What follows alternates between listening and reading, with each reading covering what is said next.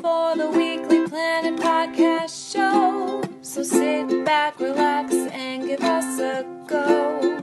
Scott and Matt and maybe a guest have undertaken an epic pod quest. We're gonna ramble on about movies and books and television and film festivals and directors and all this other stuff that I really know nothing about because they made this really long list of things that they want to talk about and I can't even read through all of them, but it's gonna be great. Okay, start the show. Hello and welcome to the Daily Planet podcast, your daily dose of all things movies, TV, books, and anything else we feel like talking about. My name is Scott Daly, editor-in-chief of dailyplanetfilms.com, and I'm joined as always by my co-host and co-editor, Matt Freeman. Matt, how's it going? Going pretty well, Scott. I'm looking forward to talking about Pixar with you today. Pixar. I am looking forward to this too. We have a special guest to talk about Pixar today, a returning guest actually. You want to introduce him, Matt, since you kind of know him a little bit? Yeah, I know this guy. This is my brother, Daniel Freeman. We've had him on here before. Daniel, how are you doing? I'm doing pretty good. I am also excited to talk about Pixar movies. Yeah, I think it's going to be a really good conversation. The reason we're talking about Pixar is obviously because The Good Dinosaur came out last week. I think it was Thanksgiving or the day before, one of those. And a couple of us have seen it. Matt, unfortunately, hasn't. But we're going to talk about The Good Dinosaur a little bit, and then we're going to talk about Pixar in general and some of our favorite moments from it. But before we do that, we're going to get into some news and some recommendations. I actually don't have any news. There wasn't much this week, or not anything worth talking about at least. But I did have a recommendation, which frequent listeners can probably guess what that is. Especially after last week's podcast. I saw Creed last week, and I love this movie so much. It's amazing. I'm still working on my review of it because I'm like really terrified about making sure I use the correct words to explain how great this movie is. It's like a daunting task because I was talking, Matt, and I mentioned this to you yesterday. I think that I'm trying to decide whether this is going to jump Mad Max in my favorite movie of the year. Whoa. Yeah, that's pretty unbelievable, and that really makes me want to see it. Well, and so here's the thing. I have to be honest. There was no way I was ever not going to like this movie because of my obsession with Rocky. But the cool thing was just how much I liked it. And a lot of the stuff we talked about last week with what makes Rocky great is stuff that also makes Creed really good. It's a movie that pays homage to the series that came before it, but also kind of sets out on its own path. It definitely makes Adonis Creed his own character, and it's definitely his movie, but it's also kind of like a swan song for Rocky. It's just wonderful, and I think I cried like the entire final fight, like because I was a mess. I was an absolute mess. There was a guy sitting next to me that was very uncomfortable. That's interesting because like Rocky Balboa, the movie right before this one was sort of like, I felt it was like a pretty good like send off of the franchise, and I was worried that this was going to be just like a shameless retreading of Rocky Balboa, where Sylvester Stallone is just reliving his character one more time. But absolutely, I thought the same thing when it was first announced. I thought it was a terrible idea. But I mean, they did so well, and I mean, not only is it a great Rocky story, it's filmed really well too. The director is Ryan Coogler, who did Fruitvale Station. I don't know if either of you saw that. No. That also has Michael B. Jordan in it. It's about the kid in the San Francisco area that got shot by cops on New Year's. That's like an emotionally draining, wonderful movie. And he took his skills to this. Matt, we talked about the boxing filming in the Rocky films. Mm-hmm, this is some of the best filming of boxing I've seen in my life. Okay. There's a fight in the middle of the movie that's 2 rounds long. It's a one take. So oh wow. Yeah, the entire 2 rounds is one shot. And it's just, and it like, not only is it impressive that they did it in a long take like that, but like the camera like gets in between the boxers. Like it's, we talked in Rocky how the camera's kind of standoffish and always behind the ropes. The camera, like in this, like swoops in between the boxers and moves around crazy. It's so well done. Like, I can't believe, like, it basically has set a new standard for how to film boxing. Well, that answers our question from last podcast as to whether this movie would set its own style. Yep, it absolutely did. And it's like, you can tell that because Coogler wrote it as well, I think.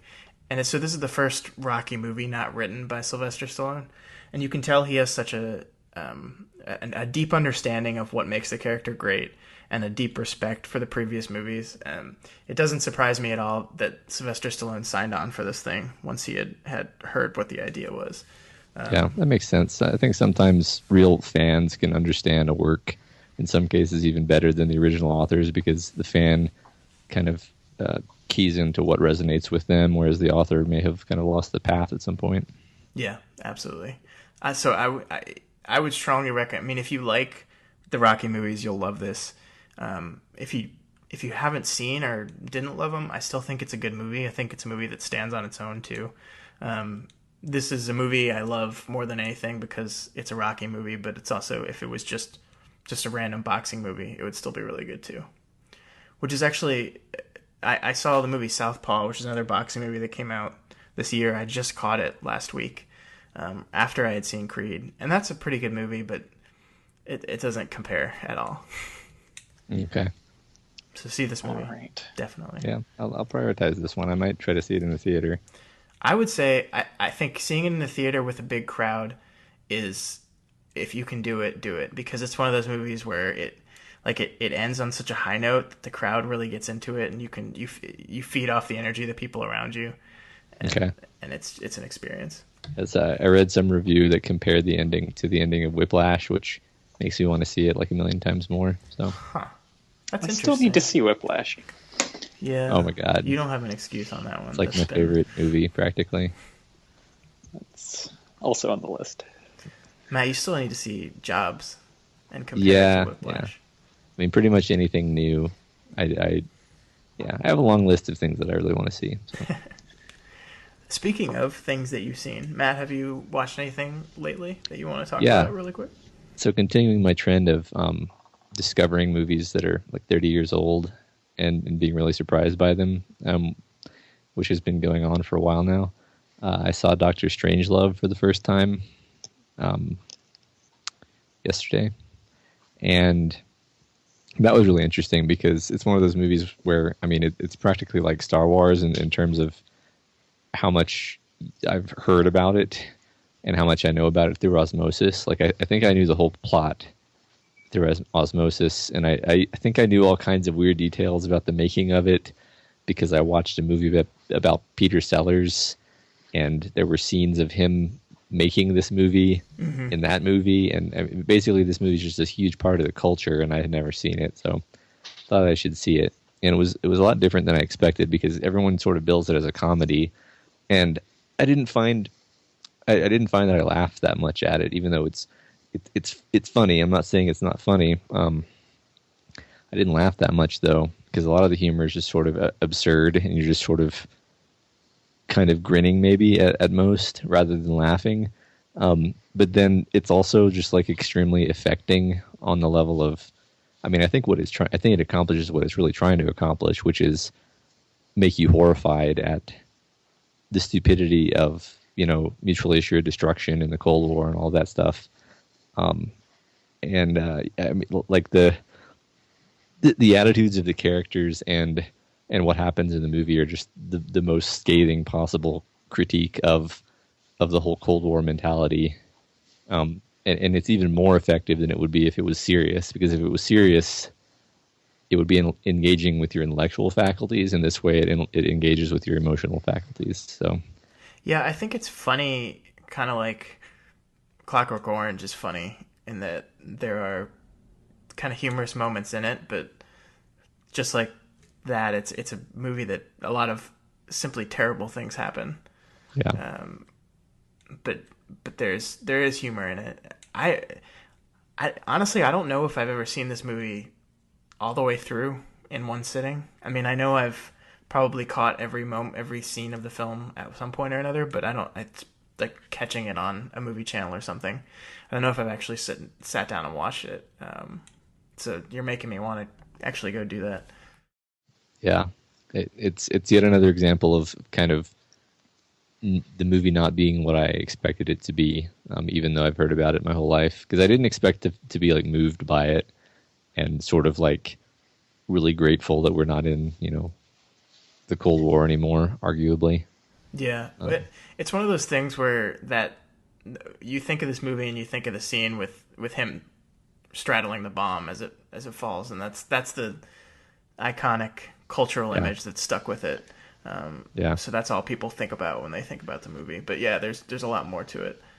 This might just me being like slightly younger than you guys, but I actually didn't like. I found the movie to be great, but it didn't like resonate culturally with me. But maybe this is because like I never had to like hide under my desk because a nuclear bomb was maybe going to like explode near me. Well, I don't know. We didn't either. Yeah, I think we barely missed that, actually.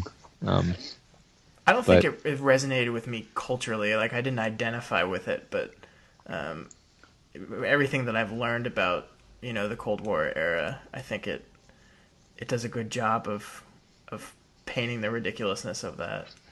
Yeah. Yeah, I mean, I think I maybe do recognize some of the... I mean, just the main thing that was funny, that was sort of both funny and sobering, was the character who keeps getting really excited and proud of how good our military is, while that is causing the inevitable destruction of the world over the course of the movie. So it's like just the gung ho, the gung ho to the point of self destruction. Yeah. Yeah, I wonder if that came out today. How I can't. I mean, I haven't read up about this movie, so I don't know how it was received when it came out. But something like that, where it's kind of satirically critical of our military, I don't think that would do well in the world today. Yeah, that's an interesting question. It would have to be very different, obviously, because while we still have way too many nuclear weapons lying around, that's not really the main focus of our adventures. I'm actually trying to think of a modern, like, tonal equivalent of this movie, and I'm having a hard time. Like, I never saw the one with. I don't even remember the name of it. Never mind. I thought it was one. Yeah, that one, right? That yeah. The one with Spider-Man. No, not Spider-Man. The guy with the face. The guy who acted opposite face Spider-Man like in that other movie. Square, kind of a square jaw. Yeah, and he's shaved clean shaven. Yeah. Okay. Matt Damon? Gold right here. Is it Matt Damon? No, it's the other one. Is it Toby? It's not Toby something. Maguire. It's not Toby Maguire. It's the other one. I still have no idea what you're talking about. Okay, let's move on. Daniel, do you have anything that you've seen that you want to discuss? I have something that I've read that I want to discuss. That works too. What's that? So Matt wrote a great review of the web serial Worm a while ago, and that's great, and you should read the review, and then you should also read all of Worm, even though it's like 4 times the length of A Song of Ice and Fire. It's great. List. It's the sort of thing you like start reading and then you just lose 2 weeks of your life because you can't stop reading it. But that same author, Wildbow, wrote 2 more. Actually, he wrote 1 web serial that's also completed, but he is currently in the middle of writing a 3rd web serial called Twig, and it's also extremely good. It doesn't quite have the magic of the Worm universe, which I think this might just be like a sociological / cultural artifact of like, because we grew up with superhero stuff, that sort of story is just intrinsically more interesting and has just more fun to play around in. And the Worm universe is one of these superhero, like, played straight, trope-aware stories. Whereas Twig is kind of like a biopunk, like strange fantasy-ish universe that's less familiar, but still it still has all of the great things about Wild Bow Stories, which is like a ridiculous pace of new content. Like I think he's pretty much consistently released 2 to 3 chapters every week, 2 to 3 like 3,000 word chapters every week for like the past 4 years, as far as I know. That's incredibly impressive. Yeah. It's ridiculous. And they're good. Like he has tons of characters, all of whom interact and have like distinct voices and are actual, not boring, have arcs, And have interesting things happen in the story. Yeah, it's constantly shifting relationships between them, which I can't. I mean, I try to write, but I can't fathom like juggling that many different interpersonal relationships between characters at the same time. I sort of wonder if it's just like once you have enough interesting characters, you can just like let the story write itself. But that's probably not giving Wild Bow enough credit, because it is really good, and everyone should read it. Yeah, it all seems to be planned out too well in advance. And yeah, I think you're right, Daniel. I think Worm, first of all, it's set in a world that's a lot more like our world. It's sort of like Marvel, where it's like our world with superheroes. And then also the protagonist is more of like a normal person, at least at first. Right. Whereas in Twig, it's more like 1900s or 1910 or whatever, except with weird biotechnology stuff. And then the protagonist is also not really a normal person. But I don't see those aren't flaws. Those are just things that make it not quite as instantly magnetic as Worm was. Yeah, I still love Twig. I'm also reading Twig, and I'm quite enjoying it. So this is available online, completely free. Yes. Yeah. It's crazy to me. Before we started doing this website, I really had no idea this world of online published novels, serial novels, existed, and I feel like every book we've talked about recently has been one.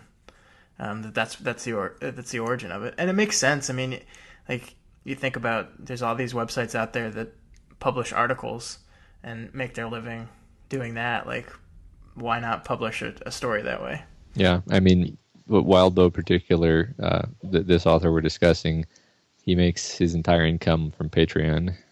That's crazy. And he just writes and yeah.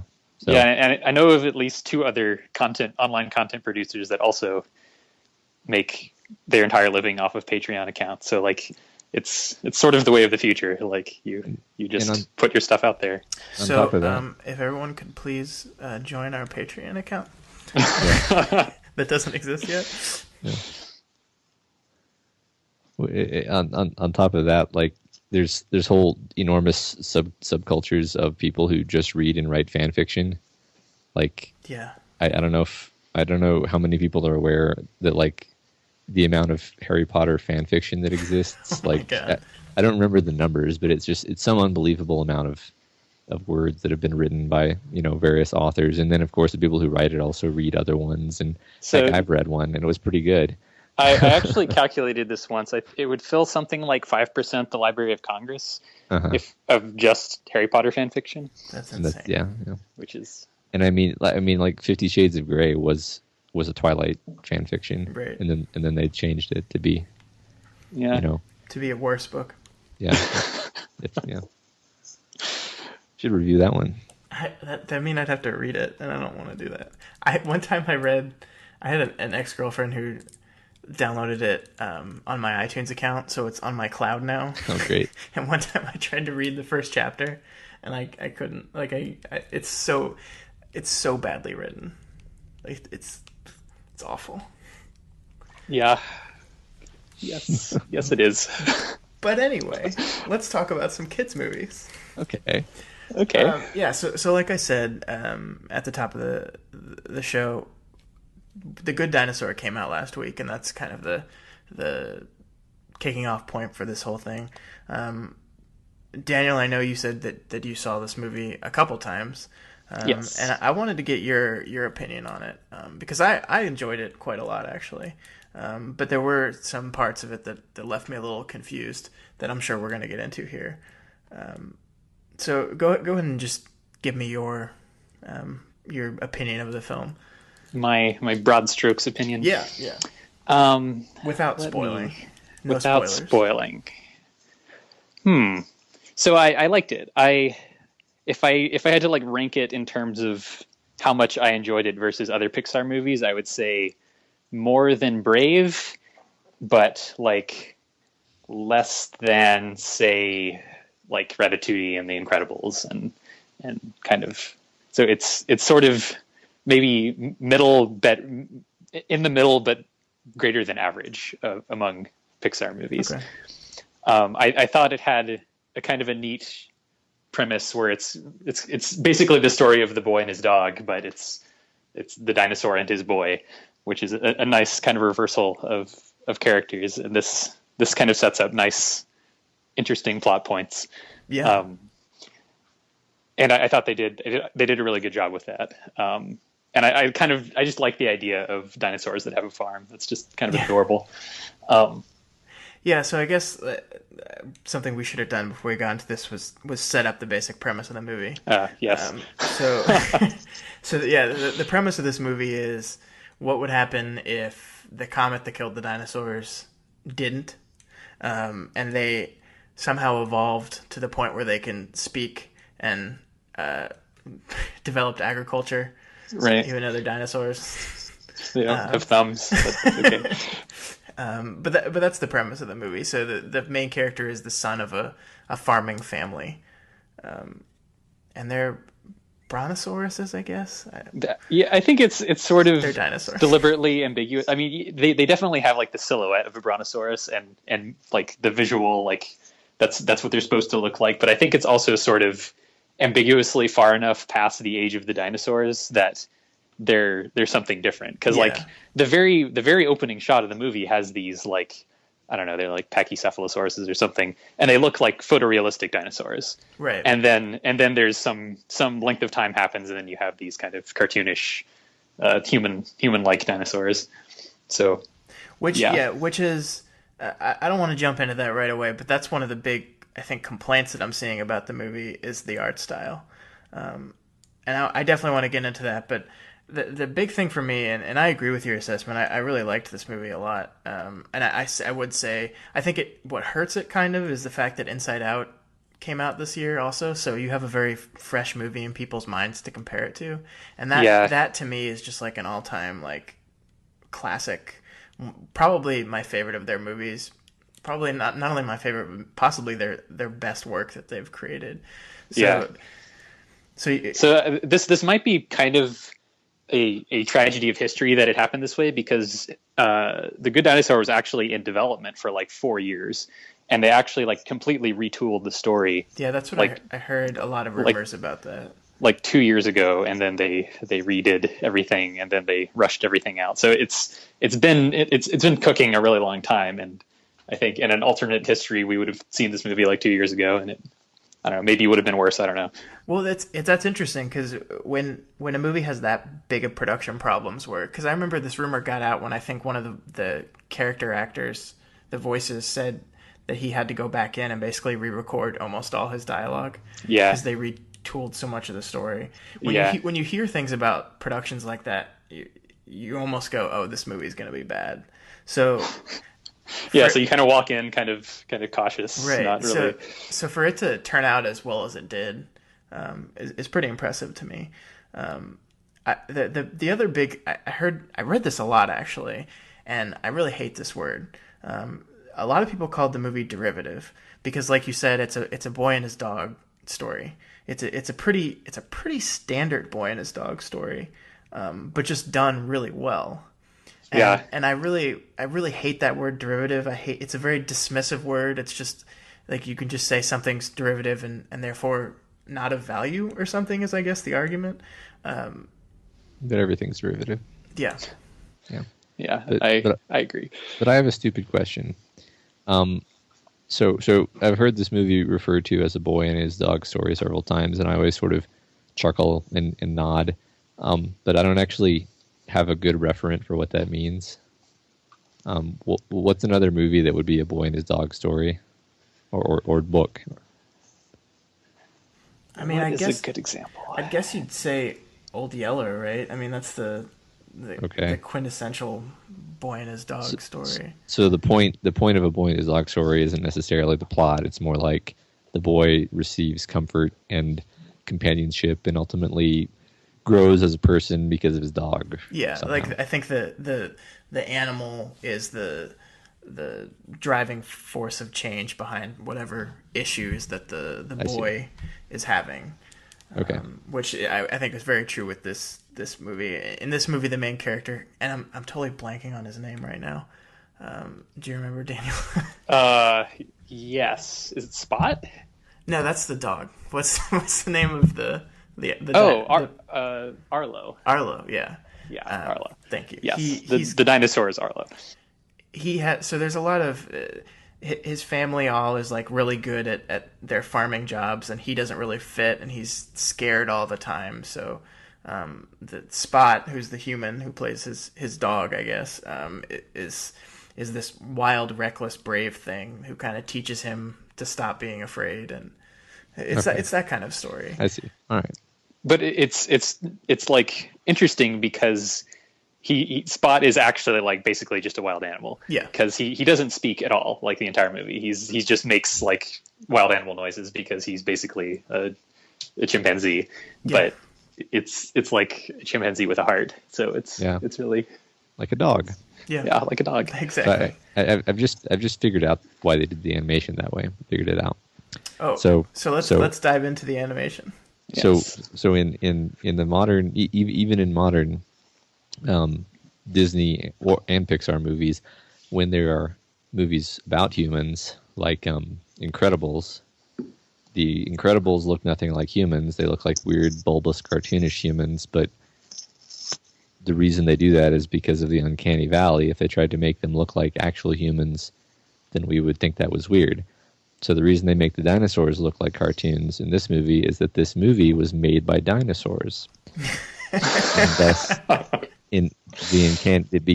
because dinosaurs survive to the present day, and they make their own Pixar. They're making their own Pixar movies. And because the uncanny valley, they're not going to make dinosaurs looking like real dinosaurs. Wow, I like this theory. It's a great theory. So I guess to give an explanation, what we're talking about when we're talking about the artistic style of this movie is the background, the environment is all very photorealistic. It's some of the best computer animation I've ever seen. Like, it's beautiful, it looks real, and then the characters all look like cartoons. So I mean, and I agree with you. You know, Pixar movies look like cartoons even when they're doing people. But the difference with this one is that they've never tried so hard to get a realistic looking world and then populate it with these cartoon toy dinosaur looking things. So I guess, Daniel, what was your opinion on that? I'm not sure what they were going for, I guess, is like I don't feel too strongly one way or the other, just because I don't know, like it's there are certainly like good reasons to choose different art styles to do certain things, and they almost definitely were trying to do something, because they this is absolutely deliberate that they did it this way. But it's weird. I will agree that it is strange. It's very weird, and that I don't fully understand it. But at the same time, I really like. I think all of their realizations of the characters were excellent. Like, even though it's weird, it's like they all feel like real independent characters. All of the silhouettes are recognizable.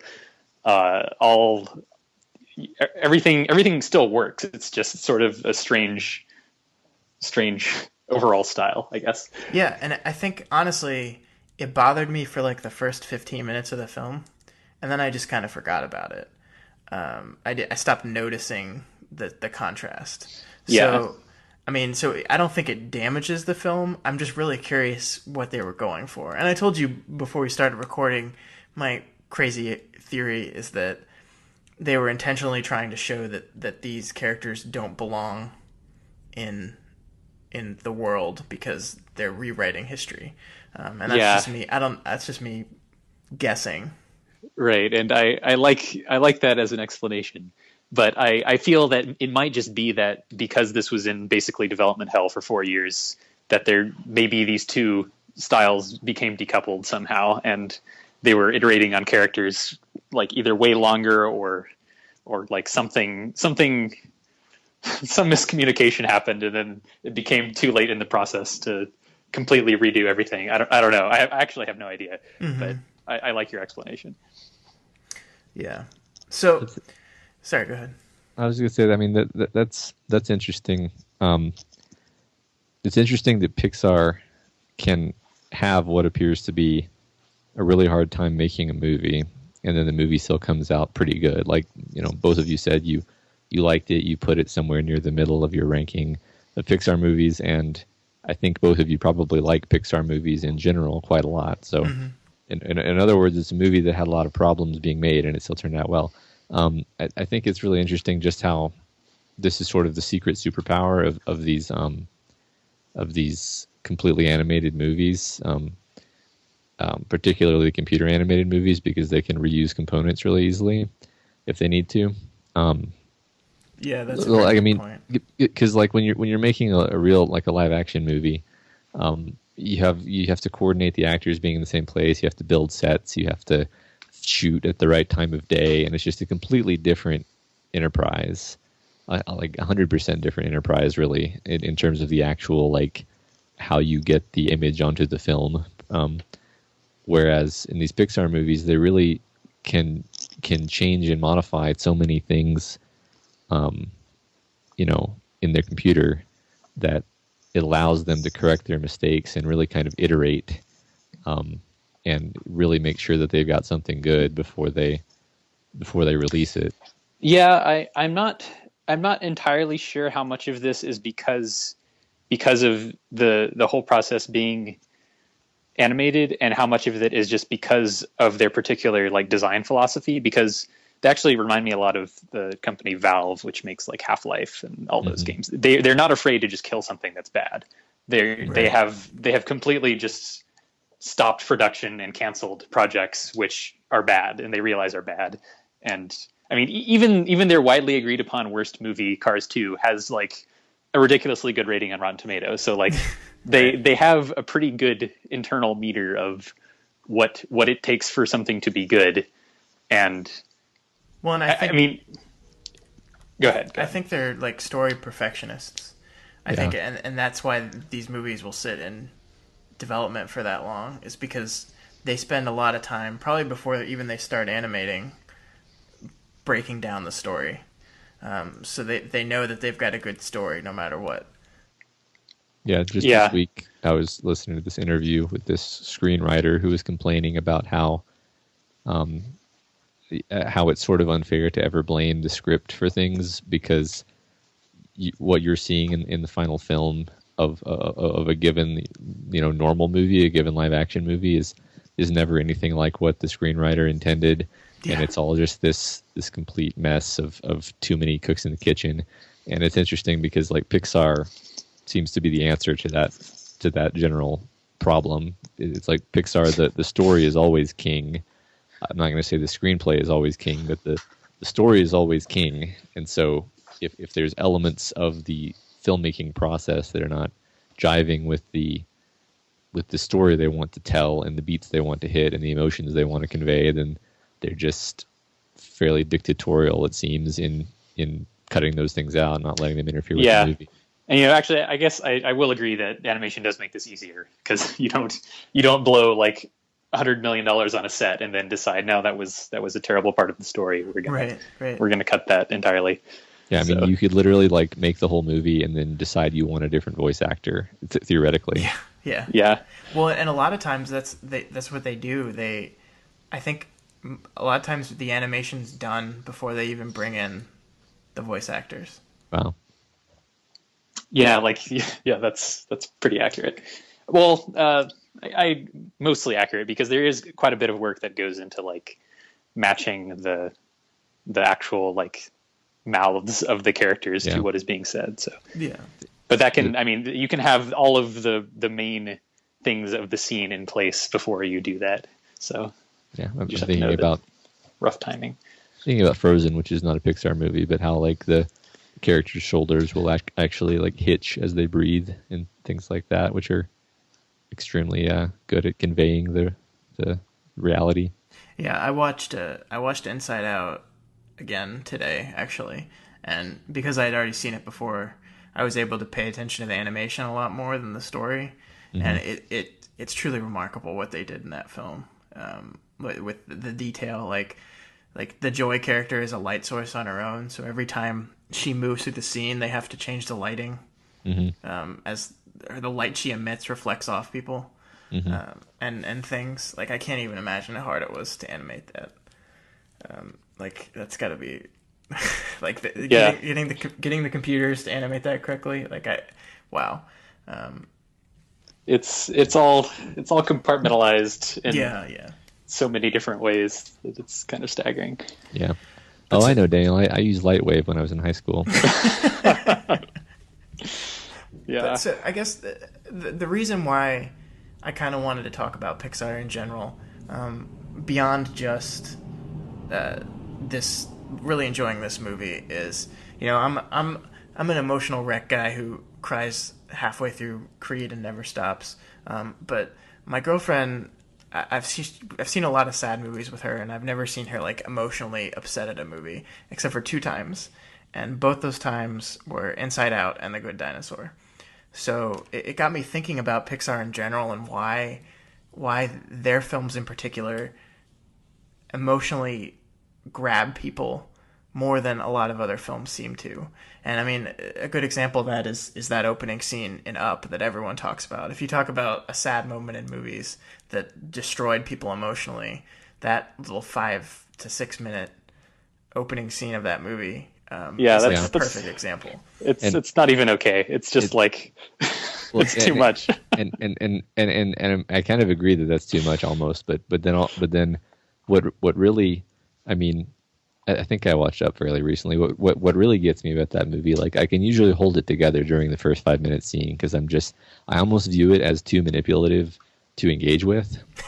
But then toward the end, when the old man has sort of given up and he's like looking through the old photo album, I'm probably gonna cry just telling the story right now. and then he realizes that there's more to the photo album that he never saw, and that his wife has filled in the rest of it with their lives together, and that was her adventure.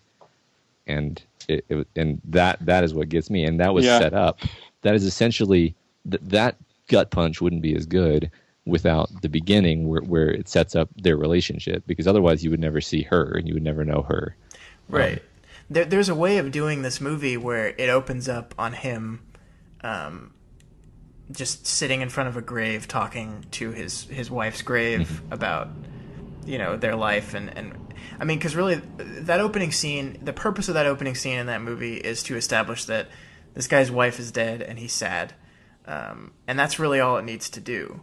But the way it chooses to do it, it shows their relationship, and it defines her as a character without any dialogue, just through little snippets of their life over the course of 5 minutes.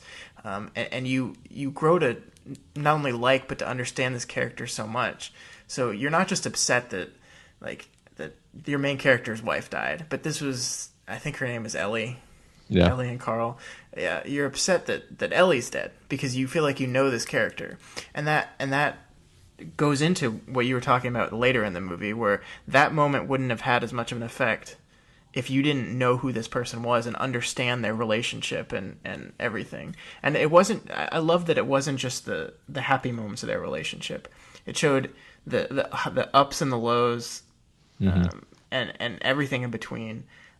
And small insignificant moments, the big moments too. It was just without any dialogue. It's just like the perfect example of how to tell a story via just cinema. Yeah. So that's actually that I'm now reminded that they have done this 3 times actually. So they've done so Matt hasn't seen this, but the short before The Good Dinosaur was Sanjay's Super Team, which was also fantastic. Oh man, yeah, and was completely dialogue free. I actually might like that better than The Good Dinosaur. I think that's one of the best shorts they've ever done. It was insane, and then also like the entirety of WALL-E almost is completely dialogue free. Yeah. So it's like they know how to, they know their art really well. I guess they they're better at this than anyone else in the industry. Like, and I don't think anyone else is even like trying to do what they're trying to do in this way. But I don't know. Like, I can't think of another animated movie that does characterization this well. I mean, I can't think of very many movies in general that do characterization this well. Like, you know, I use the phrase "show don't tell" a lot, especially when we talked about Christopher Nolan, and there's other films that do this a lot, that leverage dialogue a lot to tell a story. Spectre did that a lot too, actually, and I think just if you want a perfect example of a studio that's doing it the right way, I think it's Pixar. Yeah, I mean, I think you should be able to watch a normal movie with the sound off and understand what's happening, and that's not always true. Right, or I mean, if you're not using the language of cinema to tell the story, why are you just doing a radio show or something? Yeah. You're just wasting opportunity. Yeah. Yeah.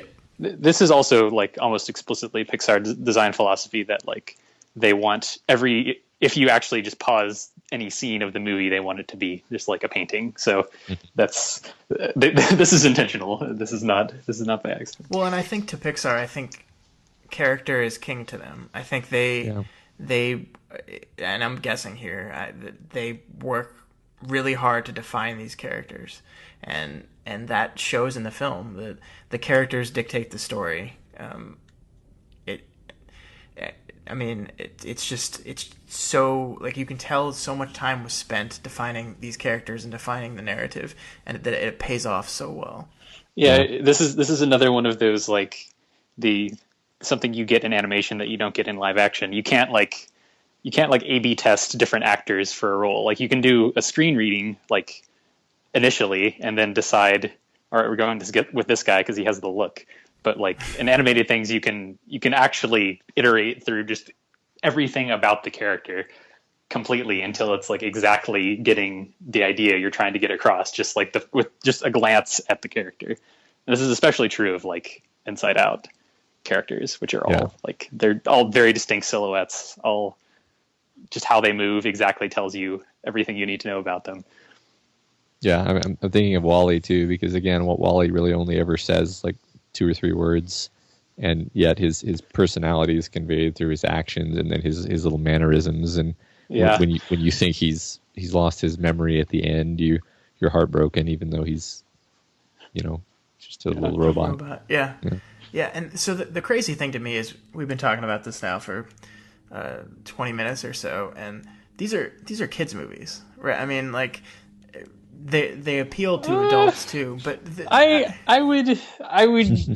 think the line is blurred here. So like they're kids movies in as much as like Ren and Stimpy is a children's cartoon. Like they're done with many different audiences in mind, right? Like, well, yeah. I mean, to me, the sign of a good kids movie is one that you can take your children to, but that you'll find something to enjoy in it too. Just because it's a kids movie doesn't mean there's not things that you can appreciate on an adult level. So yeah, it is cinema that is below a PG-13 rating, I guess. Yeah, because I mean, I feel, and this is kind of my main observation about Pixar in general, is that I feel like every single one of their movies, I think without fail, I can't think of one that this isn't true about. It feels like they've crafted the whole movie around that one scene that's supposed to make you cry, and you could probably go through each movie and name that scene, except Cars 2.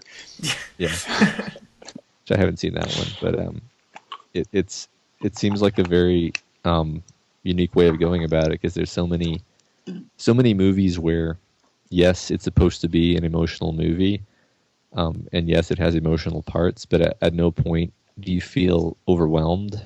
And Pixar almost always manages to completely suck you in emotionally to the stakes and then put you in that position, and it's always different how it does it. I mean, the one in Ratatouille is it's just the most weird thing, because it's like this really jaded old critic who you don't like at all is suddenly transported back to his childhood by food.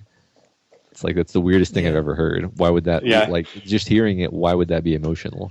But they've got you on the hook of all these characters' feelings, and you're writing the stakes, and it's super effective. It's so much more effective than, I mean, you take like something out of a big epic adventure movie like the some Avengers movie or whatever, and some character's about to die, he's falling off a building, and his love interest is holding out her hand and crying his name. Is like, you feel nothing.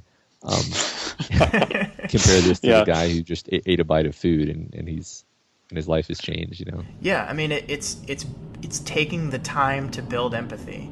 Like, the movies set out specifically, and I think you're right, and I don't know if it's precisely true that they build around that moment in particular, but that they take the time to make it so the empathy is earned. And it's like, it's a thing that I think the cool thing is that people of all ages, like, you might not understand exactly why it's working on you, but you're emotionally aware that it is. I think most people that talk about the scene in Up that made them cry couldn't explain to you, like, why it was so impactful on them. Like, why did that hit you more than anything? And the response most people will give it, well, it was sad. And that's to the extent. But there's so much more going on under the scenes that they're taking the time to define these characters and make you understand the characters and their motivation. And then, so when these heart-wrenching moments happen, you're there, you're with them. And that's so hard to do. And they do it so well. Yeah, like I said, even the characters who you don't like for some reason, they manage to make you care about. Right. And it is on a level that I think kids and adults can understand. Like, we talked about this when we talked about Inside Out in our summer movie podcast, but there's a lot going on Inside Out. I just said inside twice. That's weird. But there's a lot of stuff going on in that film, and I don't think kids are going to pick up on all the little smaller themes and meanings, but they understand the basic conceit of the film, and they're along for the ride and with the characters. One of the things I enjoyed, I saw The Good Dinosaur at 10 o'clock a.m. on a Saturday, so basically in a theater with a bunch of kids. It was also an Alamo Drafthouse cereal party. So they have these parties where it's like all you can eat cereal. So I mean, it was even more kids because it was like specifically designed for kids. And listening to some of these kids' reactions to the film, like, you could tell it was working on them. And like the kids weren't like, you think sitting in a movie with kids, there's going to be a lot of loud noise and distraction, and there really wasn't. I mean, the kids would talk, but it would be in reaction to what was happening on screen, except for the one little girl who told her mom she hated her,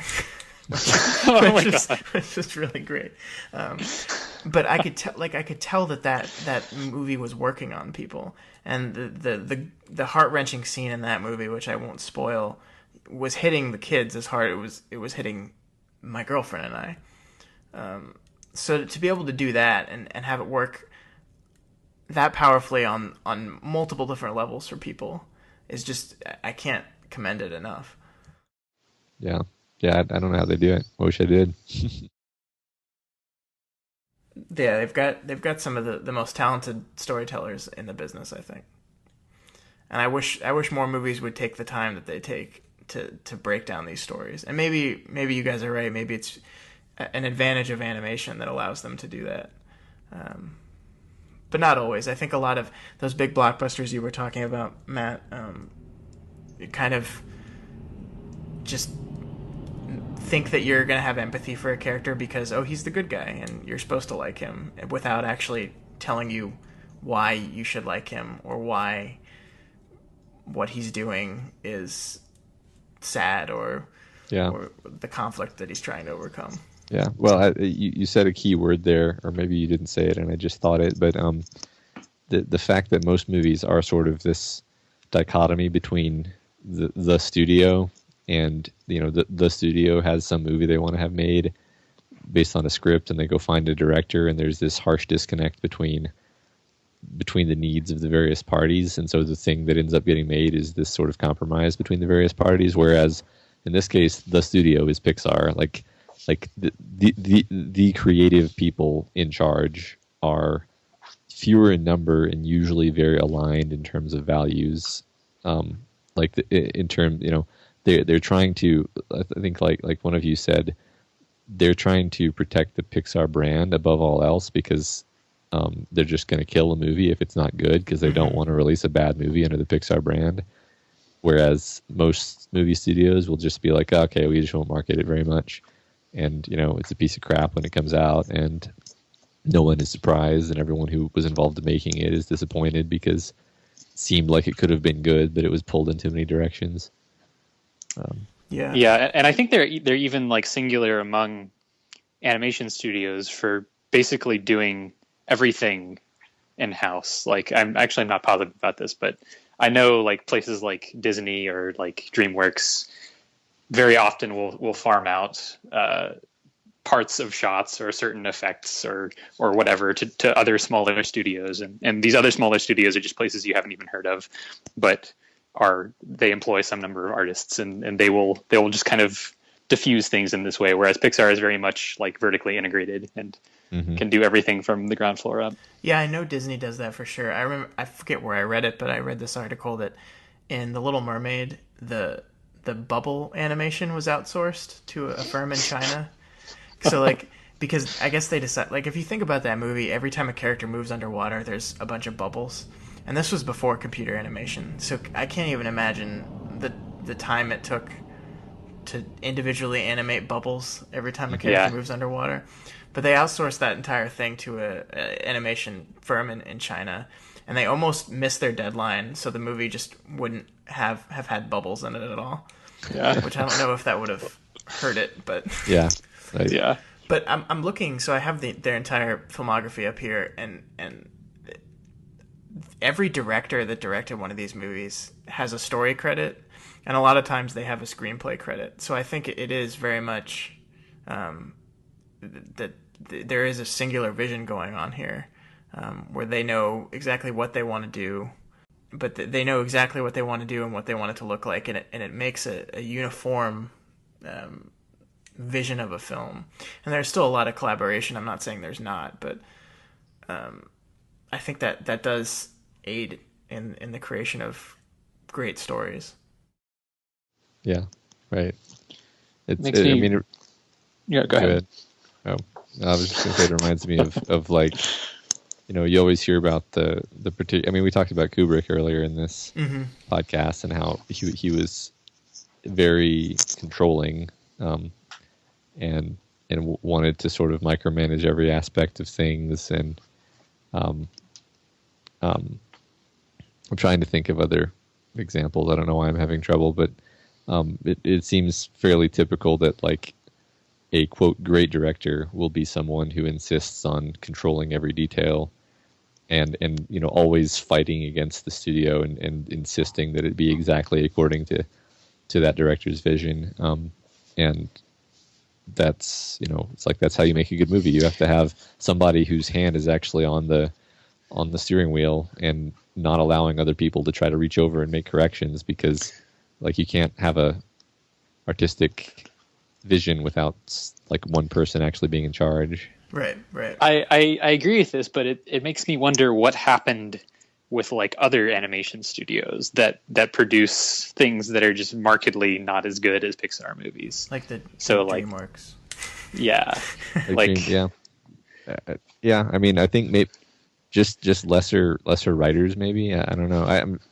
I mean, Disney, like the Disney animated movies, the older ones, were all actually really good. They're just not nearly as ambitious as Pixar.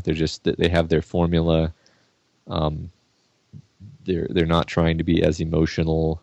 They're kind of all trying to tell sort of very simple stories. So I think Pixar just has much grander ambitions. I don't know. I could probably research it and have a better answer than that. Or they just like have vacuumed up all the talent or something. Yeah, that could be. I don't even know. Well, but like, I mean, there are some notable exceptions. So like Big Hero 6 like Tangled and Frozen are not Pixar movies, but are still like great films. But like it's still those seem to be exceptions to the rule. Yeah, and I think I mentioned DreamWorks. I think when DreamWorks first started out, they decided to tell a very specific type of film, which their Shrek movies were very pop culture reference heavy type of comedies. And I mean, I didn't hate the Shrek movie, but those movies really hated Disney. Like, I think DreamWorks was born out of people splintering from Disney and maybe some from Pixar. I don't know. But they, like, if you look at Shrek as a movie, it's a movie basically dismantling the Disney princess movie model. And not even in kind of like a cute fun way. It actively hates that model, and it's hatefully. Which actually is fascinating, but it comes from a place of like anger and hatred, and I think that hurts the quality of their films.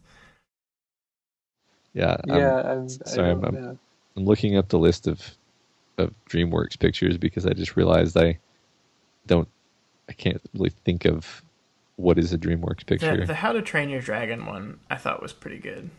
I like Ants. Was that DreamWorks? Ants apparently. I mean, it's on this list, so. That was a good one. That's a Woody Allen film. I don't even think of that as I think of that as just an animated Woody Allen. Right. It's kind of a special. They lost a lot of money on something recently. I'm trying to find. I'm also looking up the lists of DreamWorks because there's this joke that there's like a glass box with the Shrek 4 or whatever sitting in the director's office, and this is like break in case of emergency. But what was it? Shrek 2. Now this is a podcast of dead air while we all look up. Yeah, you're listening to us read.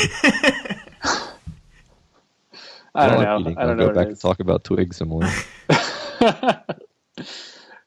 Yeah, but so also to pivot things again, I am just morbidly curious what an adult Pixar film would look like. Like something that's, I mean, they would never do it because it wouldn't be make nearly as much money as like something like what they make already. But I want to know. I want to see what they can do. DreamWorks isn't. That's not the Minions stuff, is it? Is that a different studio? That is. It's the Despicable Me franchise. Universal. Oh, okay. Universal so that's a total. Which I think. Well, I think Universal is related to DreamWorks, though. They Maybe are not. but Minions made a hilarious amount of money. It made $1 billion for like about 75 million. And so did the second Despicable Me. That made a crap ton of money too. Yeah, those movies are printing money. Yeah, so DreamWorks is the Madagascar movies, which I never liked. Kung Fu Panda, that was good. Yeah, that was a good one. I just saw the trailer for the third Kung Fu Panda. I don't know how I feel about them making 3 Kung Fu Pandas, but yeah, it's sort of. There's only so much Jack Black is a fat guy jokes that you can do. Yeah, no, I mean, I guess one thing that Toy Story has taught me is that I'm continually wrong about how many different stories you can tell in a given world and still make it fun. So that's actually instead of just looking up Wikipedia and commenting on it, let's let's wrap this thing up talking about, I guess, the future of Pixar. So because of delays, we got a year 2015 where we had 2 original Pixar films in one year, which is amazing. Going into the future, they're making a lot of sequels. They've got one original film coming out, I think, in a couple of years, but we're getting Toy Story 4, Cars 3,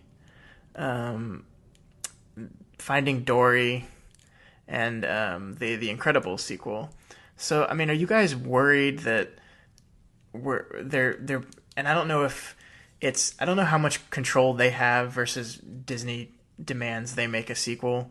Are you worried they're just making these movies? Like, I think to me, Finding Nemo is a movie that came out of the director's want to tell this story. And I'm wondering if a movie like Finding Dory is just, we need to make a sequel and let's develop a story around it. So I'm cautiously optimistic. So like while I think Finding Dory might just be a blatant cash grab, as well as Toy Story 4, I am excited about The Incredibles 2 because I do want to. I want to be in that universe more. Whereas I'm kind of bored with Toy Story. Yeah. Even though they're great, and Finding Nemo felt like a complete arc. So like, I have mixed feelings, I will say. I agree with that, and I think it's been so long since an Incredibles movie. I mentioned this on my little Zoolander 2 blurb I wrote yesterday, but when so much time has passed between a movie and its sequel, to me it starts to feel like, okay, they're doing this because they have a story that they want to tell in this universe, not just we need to pump out another sequel. So I'm excited about Incredibles 2. I think that is a world ripe for more stories. Yeah, it'll come out 15 years after The Incredibles. Yeah. Wow. That's insane. I actually expect all these to be pretty good because I think even when Pixar is pumping out a movie, to spec, it's still going to be good because they have the fundamentals of storytelling. Like maybe it's not a story that I don't know. I guess even if it's not a story that anybody's particularly passionate about. No, let me rephrase. Just because it's Toy Story 4, that doesn't actually tell you anything. That tells you absolutely nothing about what the story is actually going to be about. Because when Toy Story 3 was going to come out, I was like, oh, it's going to be another thing with the toys. But it's like no, it's like this is. It was a weird like prison break story, right? With a lot of really interesting elements that weren't in the other movies. So it's like, they're going to tell a different kind of story. It's going to be really interesting. It would probably be really, really interesting if they took that script, scraped all the Toy Story stuff off of it, and made it a completely different thing. Because the point is that they have their storytelling fundamentals, so securely in hand that I just don't think they're gonna make a bad movie. Yeah. Period. And let's just preface that with Matt has not seen Cars 2. No, I've not seen Cars 2. Apparently, John Lasseter, the kind of founder of Pixar, is actually like, he gets really offended when people make fun of Cars 2. Really? That's not. I mean, it's. I've said it before. Pixar's B game is better than most studios' A game. So even that movie is better than a lot of other studios could do. But that's not a good movie. I mean, I don't know. I think even Cars 1 is one of their weaker movies. It's still good because it's Pixar, but I was never really fascinated with that world. And that movie comes off as more childish than a lot of their other works to me, too. Yeah, it's kind of silly. Also, I don't remember... I mean, I just saw that one recently, actually, and I don't remember that one having, like, a big emotional point. It kind of... There's the scene when she's explaining to...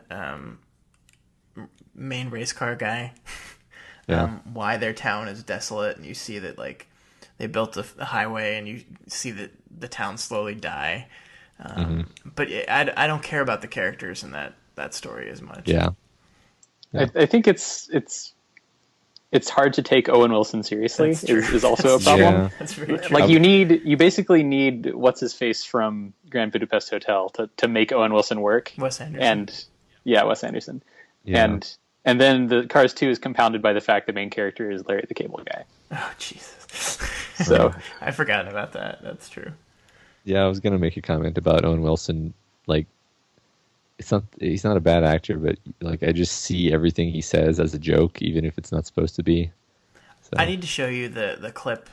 I think it's like stuff Owen Wilson says, and it's just like a compilation of all the lines he uses over and over again in all his movies. Okay. It's really funny. But I'm also going to take a second to say Larry the Cable Guy sucks and is one of the fakest comedians ever. He's not even from the South. He's not from the South. That's a character that he plays, and it's awful. There we go. Yeah. Yep. Hate that. Just worked that into our Pixar discussion. To return to the sequel discussion briefly, I think I just don't like sequels And I'm sure I can be immediately contradicted by someone saying, "But Daniel, don't you like blank, which is Aliens. one of your favorite movies, which is a sequel?" Yeah, see, Terminator 2. right. But the thing is, I want to see new things. I want entirely new, awesome ideas, because there are so many. It just feels intellectually lazy, even though it's like not really. Like it's still really hard to make a sequel. Yeah, it's a thing, but like, I don't know. Well, and my thing is, I think that the Pixar brand is strong enough to where I don't think if it's all about you're making a sequel because you're leaning on an established franchise, but Pixar is like a franchise by itself, and that name goes a long way. So like, I don't think you need to make a Toy Story 4. If you have a story that you want to develop, you can work that into an original property, and still probably do as well. But maybe not. Yeah. We're not in the business, so they probably know more than we do. Yeah, I mean, yeah, yeah. I think I mentioned this before. How like Aliens, or the sequel to Alien, which was Aliens, the script for that movie was written as a totally separate thing, totally separate property, and there was an opportunity for James Cameron to make a Alien sequel, so he adapted his screenplay to be the sequel to Alien. I actually didn't know that. That's interesting. Yeah, it was called Mother, which makes the movie make a whole lot more sense. Oh, yeah, it really does. Yes, it does. That is mind-blowing, actually, just because it continues from Alien so well thematically. This just makes me think James Cameron was being so lazy with Avatar. Wow. Yeah, well, I mean, certain parts of it obviously had to be retooled for it to be Ripley instead of, just some woman who had lost a daughter or whatever. But in fact, they don't even keep the lost a daughter part in the main cut of Aliens. Yeah, you're right. That's a director's cut thing, which is like weird because that's like her whole motivating factor for why she latches on to Newt so much. Exactly. Yeah, that's a great movie. It is. Let's talk about that now. Great Pixar movie, Aliens. So that's where this podcast is ending. Aliens is great. I actually watched Alien 1 like 3 nights ago. That's a great movie too. I think that's Ridley Scott's best movie, and it's like his first. Yeah, I mean, speaking of sequels and new properties and stuff, I think Aliens feels very creative, even though it's a sequel, because it brings in tons of elements that weren't in the first one. Terminator 2, actually, to me, feels very creative and brings in a lot of elements that weren't in Terminator 1. Mm-hmm. That's a bit more arguable. But then you look at something like Jupiter Ascending, which I haven't even seen, so I'm being a bad person. But like, by osmosis, I'm given to understand that it is a new property and that it's not a sequel to anything, but also it just seems really derivative. Sorry to use that word, Scott. My ears. It seems like it's not adding anything. It seems like it's just you just don't understand Jupiter Ascending. See, it's subversive. Oh, come on. But that's fine because I haven't seen it. But that's a bad example. I should have thought of something better. But the point is, like, the point is there are new movies that manage to not be original, even though they're not sequels. So it doesn't bother me when there's a sequel as long as it's bringing something original to me. That's totally fair. But okay, I love the Wachowskis. Jupiter Ascending is a bad movie. Jupiter Ascending is a fantastic movie, and I will defend it to the death. All right. A whole nother podcast episode. We are going to have a Wachowski siblings episode at some point. Speed Racer is my favorite Wachowski movie, and I haven't seen that. That's a batshit crazy movie, and I still think Jupiter Ascending is bad. Okay, well, I think that wraps it. Does anyone have anything else they wanted to say? Some closing Pixar comments? Okay, well, this is dead air, so... No, I don't think so. Nothing to say. Okay. I like Pixar. I like Pixar. Go see Good Dinosaur if you can. It's worth it, I think. All right, so that's it for us this week. Next week, Matt and I are going to be going head-to-head on a movie called Man of Steel, which is a perfect segue from our conversation about terrible blockbusters in which empathy is not earned at all. So Matt really, I don't say you didn't really like it, right? No. You just I really liked it. really. Maybe we'll have to have you back. We might have to have you back because so my statement was that I was prepared to defend it, which is the same thing as saying that I liked it. And I'm prepared I to destroy it. In a, not the same way, but it's also sort of subversive, which is a word I'm just going to keep using because it means whatever I want it to mean. Daniel, But I do You enjoy can't that when a movie. movie does bad at something, it's not just being subversive when it fails to do something. Did you read Metropolitan Man? Metropolitan. Did I No. link that to you? No, you didn't. What is this? Okay, well that's your homework for that Okay. episode, which apparently is happening now. Yes, it is. It's definitely Okay, I'm going to very briefly summarize it. It's a story. It's on the internet. It's one of these internet things that I'm always talking about. It's like a Superman story written from the perspective of Lex Luthor. Okay. And it's really fun and great because Lex Luthor is very, very smart in how he goes about fighting Superman, and it's like what you would do, right, if you had to fight Superman. Yeah. Anyway, Okay. I'm excited. and it's relevant because that's kind of like the Man of Steel approach to Superman. We're talking about this later. We're not going to right now. Okay. So let's just say that Man of Steel is a bad Superman movie and a bad movie, and you will find out why next week. I respectfully disagree, and you will find out why next week. All right, Matt, where can we find you on the internet? I'm on Twitter at MORIDINAMAEL, and that'll be down in the show notes. And you have a new series that you're going to be starting pretty soon on the site, right? Yes, Do you want to I didn't preview post that? about that. Yeah, Yes. So, Elon Musk, the demigod, superhuman entity who came to Earth sometime in the last few decades and started founding companies. He has there's this reading list that he talks about floating around of these 8 or so books that he says were really impactful to his life. And I looked at the list, and it turns out that I've read about half of them. So I'm going to be reviewing the ones that I've read, and then over time I'm going to be reading the ones that I haven't read and reviewing those because they all look like things that I would enjoy anyway. So it'll be the Elon Musk experience. That's going to be really cool. I'm excited to see that. Daniel, are you available to be seen on the internet? I am the blog editor of the Berkeley Science Review, where I talk about fun science things occasionally, and that's probably the easiest place to find me. We will put that link in the show notes. Yes. Do you have anything you want to write for the Daily Planet? I actually have a draft of a review of another web serial called Floor Night, which I should finish that. Yeah. Do it. Which is quite good, and actually that same author has just finished another different good web serial. Well, so it's perfect timing then. yes, I like the other one better, but whatever.